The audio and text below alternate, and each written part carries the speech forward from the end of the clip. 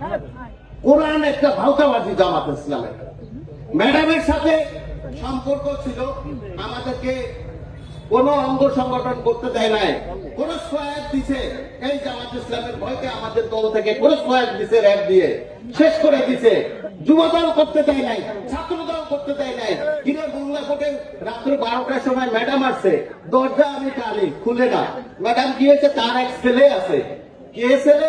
আমি কে ছেলে? কে? মুজাহিদ সাহেব তার ছেলে।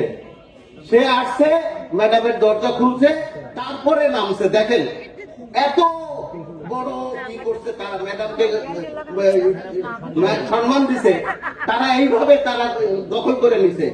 স্টেজে যাবেন ওই সময়, ম্যাডামের ওই সময় ভোরবেলা ফজরের নেওয়ার সময় যে দেখবেন যে তারা দখল করে স্টেজ সামনের কাতারে সব দখল করে আছে। বিএনপিদের কোনো পাত্তা ছিল না। আর তারা এখন কয় মহিলাদের নেতৃত্ব কি না যায়, না যায়।